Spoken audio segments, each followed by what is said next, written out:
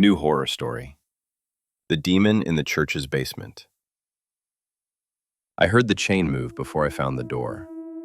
It was after midnight, the nave dark except for the sanctuary lamp, a red eye that never blinked.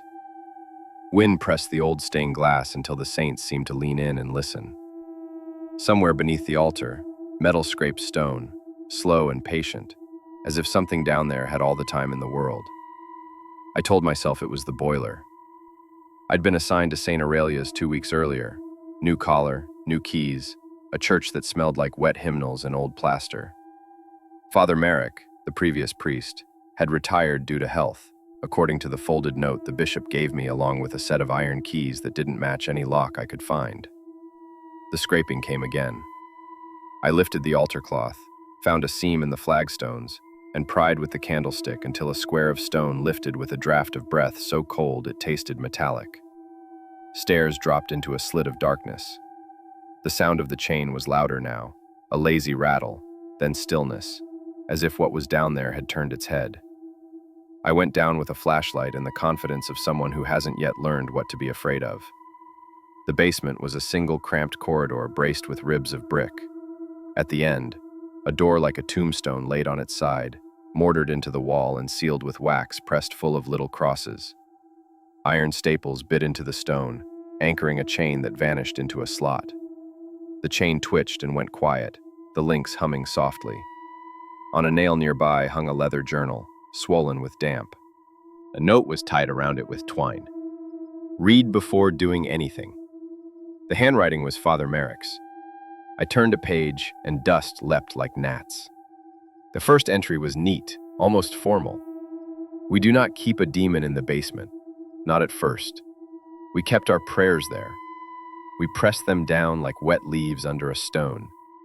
Over years, they soured. The next entries were less careful. Confession takes what it is given. The town has learned to give it everything. Anger, burying, cheap cruelties, neglect. Those things sat in the dark together until they learned each other's shape. They became a single appetite. I have fed it words, my voice at night, scripture read backwards in right ways, names without bodies, the residue of sins forgiven. It grows quiet when I read. It grows hungry when I don't. My flashlight shook a little. I told myself it was the cold. If you are reading this, you already heard the chain. There is only one rule. Do not open the door. The door is not for us. The door is for it. Something behind the stone exhaled. The wax on the seals glittered like dried blood. I flipped to the last entry. The page was dated 3 days ago. My heart fails me. I cannot walk the steps. If no one reads to it, it climbs. There was a blot of ink there, as if the pen had hesitated over a word that had no spelling. I should have gone upstairs and called the bishop.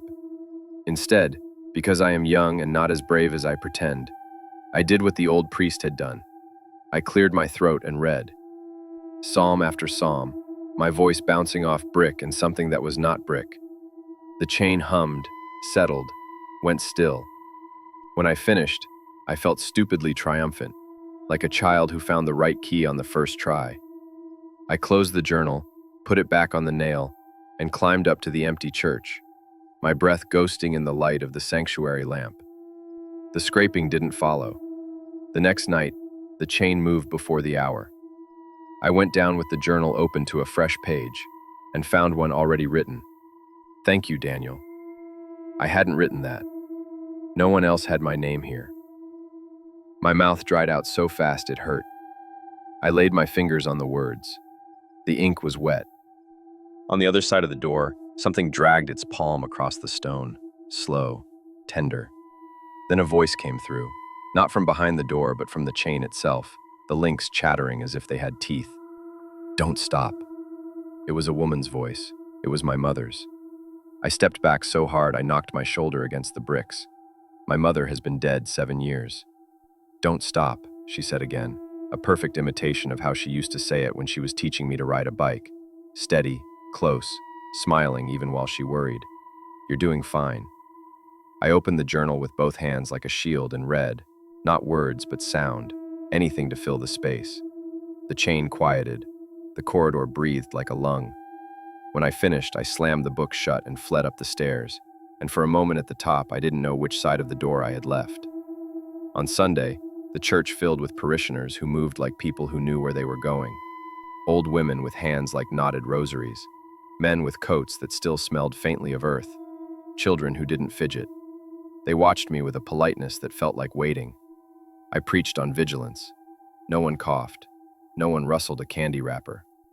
When I raised the host, there was a ripple in the air like the bow wave of something submerged. After Mass, a woman gripped my hand. "We're glad you're here, Father Daniel," she said. "It's been noisy at night." That evening, I decided to defy the journal and not go down. At 11, the bell in the tower tolled once. The rope to that bell had snapped last winter and was still coiled uselessly in the sacristy. At midnight, the pews creaked as if people were sitting in them. At 12:05, whispering began, not from the basement but from the nave, a dry, papery chorus like pages turning. I stepped out and found the pews occupied, not by people but by the suggestion of them. Coats arranged without bodies, hats settled into air, hands that were gloves around nothing. Every mouth was open and moving, making no sound until I stood in the aisle. Then, together, in voices I knew, my mother, the bishop, boys I'd gone to school with, Father Merrick, they said, "Feed it." I went downstairs. The journal was heavier. New pages had bloomed at the back, blank and expectant. When I touched them, a prickling ran up my arm like an antline of electricity. I wrote, "I don't know what you are." The words sank into the paper and kept sinking, as if the page were a shallow pool with no bottom. On the stone, the chain trembled, then went slack, as if whatever it held had come close to listen. "Open," my mother's voice breathed. Then another voice, my own, older and tired. "Do not open. Read." I turned the next page. The date at the top was tomorrow. The handwriting was mine. "You will be tempted to think the door keeps it from us. The door keeps us from it. We are the part that wanders. It is the part that waits. You will read until the pronouns blur. When you stop, it will go upstairs and choose its own lector." I dropped the journal like it had burned me. It landed open on yet another page, words crawling out in wet black, a diary being written from inside my throat. "Thank you, Daniel. You're steadier now. Your voice fits." The chain yawned against the stone, heavy with permission. I pressed my ear to the door because foolishness sometimes looks like devotion. On the other side, there was no breath, no body, only a room full of listening, a patience so immense it distorted time around it, like heat over a road. I didn't open the door. I read until my voice frayed and the chain fell into a gentle sleep. I sealed the wax crosses again, though I don't remember melting the candle. Wax cooled on my fingers anyway, as if I'd done it many times. At dawn, the church smelled like blown-out wicks. I climbed into the pulpit and slept there until the sun buttered the stained glass and turned the saints back into glass. It has been 6 nights. I read and it listens.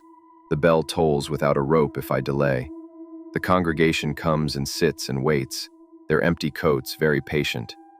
Tonight, as I was writing this, something changed. The chain did not move. The wax seals did not tremble. The journal did. A line has appeared at the bottom of the page, in a hand like mine after years of practice. When you finally open the door, remember the hinges are on our side. I'm looking at the door now, at the iron planted in the stone like roots, at the cold, obedient chain. I'm trying to decide which side I'm on. Tell me, when you hear the bell in the middle of the night, from a church with no rope, are you upstairs with them or downstairs with me? Thank you for listening. If you really liked the story, please like the video and subscribe for more.